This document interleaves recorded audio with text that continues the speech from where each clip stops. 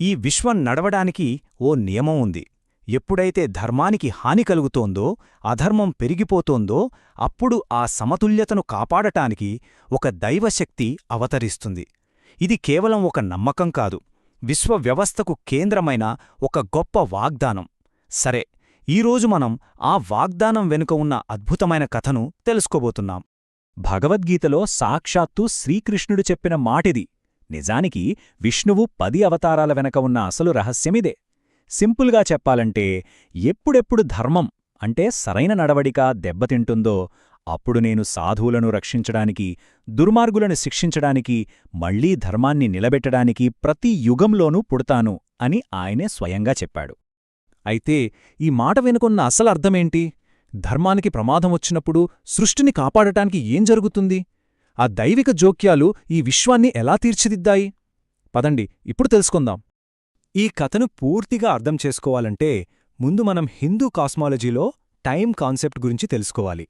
ఇక్కడ కాలమనేది ఒక గీతలా ముందుకెళ్లదు, అదొక చక్రంలా తిరుగుతూ ఉంటుంది అన్నమాట. ఈ కాలాన్ని మొత్తం 4 గొప్ప యుగాలుగా విభజించారు. ప్రతి యుగానికి దాని స్వంత లక్షణాలు, దాని స్వంత స్వభావముంటాయి. సత్యయుగం, త్రేతాయుగం, ద్వాపరయుగం, ఇప్పుడు మనమున్న కలియుగం.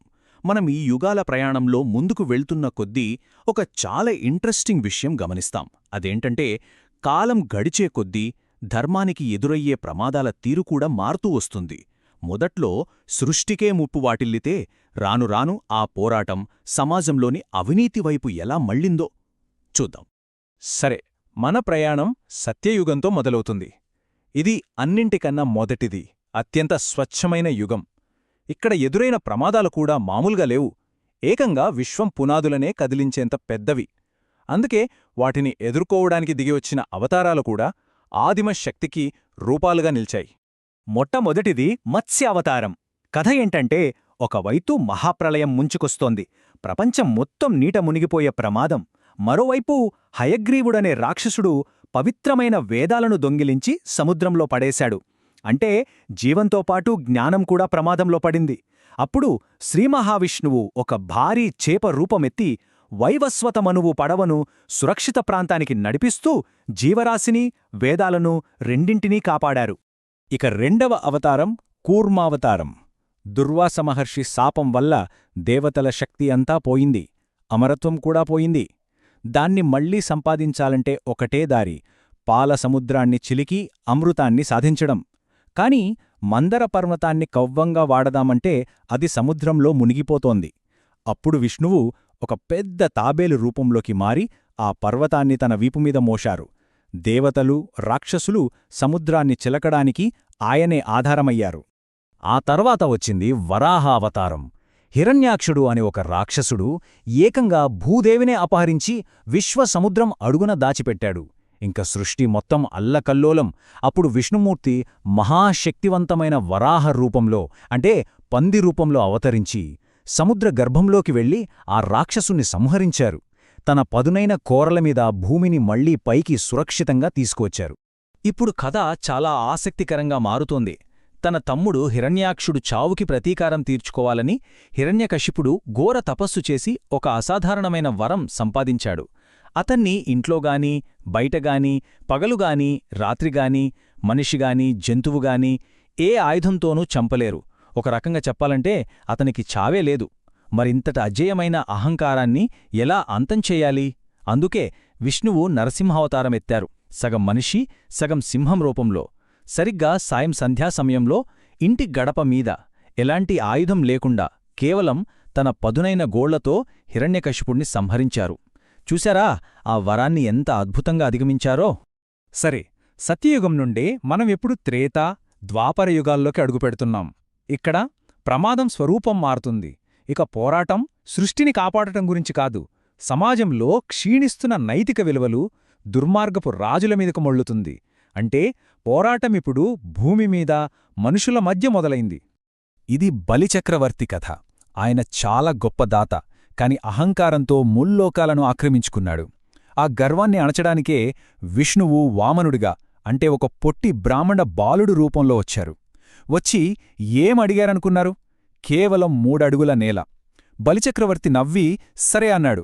అంతే, ఆ చిన్న బాలుడు ఆకాశమంతా పెరిగి తన త్రివిక్రమ రూపాన్ని చూపించాడు. ఒక అడుగుతో భూమిని, రెండో అడుగుతో ఆకాశాన్ని కొల్చేశాడు. ఇక మూడో అడుగెక్కడ పెట్టమంటావు అని అడిగారు. అప్పుడు బలికి తన తప్పు తెలిసివచ్చి, నా తలమీద పెట్టండి అని అహంకారాన్ని వదిలి మోక్షం పొందాడు. ఈ యుగాల్లో ధర్మాన్ని నిలబెట్టడానికి విష్ణువు రెండు చాలా భిన్నమైన పద్ధతులు ఎంచుకున్నారు. ఒకవైపు పరశురాముడుగా అవతరించి చేతిలో గొడ్డలి పట్టి అధర్మాన్ని అనుసరిస్తున్న రాజులను శిక్షించారు. ప్రపంచాన్ని అవినీతి నుండి శుభ్రం చేశారు. ఇదొక మార్గం. మరోవైపు శ్రీరాముడుగా అవతరించి మర్యాద పురుషోత్తముడుగా, అంటే ఒక ఆదర్శ పురుషుడుగా జీవించారు. రావణుణ్ణి ఓడించి ధర్మబద్ధమైన పాలన ఎలా ఉంటుందో ప్రపంచాన్ని చూపించారు. ఒకటి శిక్ష ద్వారా ధర్మాన్ని నిలబెట్టడం, మరొకటి ఆదర్శంగా జీవించి ప్రేరణ ఇవ్వడం. ఇక ద్వాపర యుగానికి వస్తే మనకు శ్రీకృష్ణుడు కనిపిస్తారు. ఆయన పాత్ర కేవలం మహాభారత యుద్ధంలో పాండవులకు సహాయం చేయడమే కాదు, అంతకంటే చాలా పెద్దది. ఆయన ఒక గొప్ప గురువు.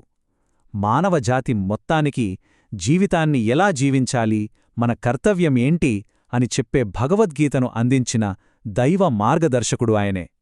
సరే, ఇప్పుడు మనం ప్రస్తుతం ఉన్న యుగంలోకి, అంటే కలియుగంలోకి వచ్చేశాం. ఇక్కడ ఒక పెద్ద మార్పొచ్చింది. ధర్మం కోసం జరిగే యుద్ధం ఇప్పుడు బయటి ప్రపంచంలో కాదు, మన లోపల, మన మనసులో జరుగుతోంది. ఇది ఆలోచనల యుద్ధం, తత్వశాస్త్రాల యుద్ధం. ఇంతకుముందు అవతారాలు ఆయుధాలతో, బలంతో పోరాడాయి. కాని కలియుగంలో ధర్మం కోసం వాడే ఆయుధం మారింది. ఆ కొత్త, అత్యంత శక్తివంతమైన ఆయుధమే అహింస. అంటే ఏ జీవికి హాని చేయకూడదు అనే సూత్రం.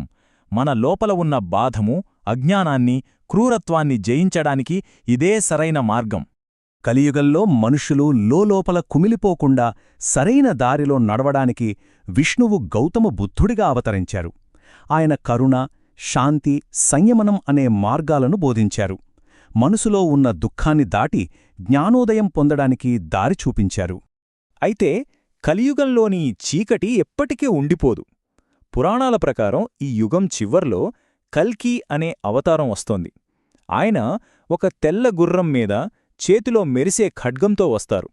భూమిమీద పేరుకుపోయిన అధర్మాన్ని పూర్తిగా తుడిచిపెట్టి మళ్లీ సత్యయుగానికి, అంటే ధర్మం పరిడవిల్లే కొత్త యుగానికి దారి చూపిస్తారు. ఇదొక ఫైనల్ రీసెట్ అన్నమాట. మరి ఈ ప్రశ్నతో ముగిద్దాం. కలియుగం చివర్లో వచ్చే కల్కి అవతారం మానవ చరిత్రకు ముగింపా, లేక అదొక సరికొత్త ప్రారంభమా? ఈ ప్రశ్న మనకు కాలచక్రం గురించి, ధర్మానికి అధర్మానికి మధ్య జరిగే ఈ అనంతమైన పోరాటం గురించి మళ్లీ గుర్తుచేస్తుంది.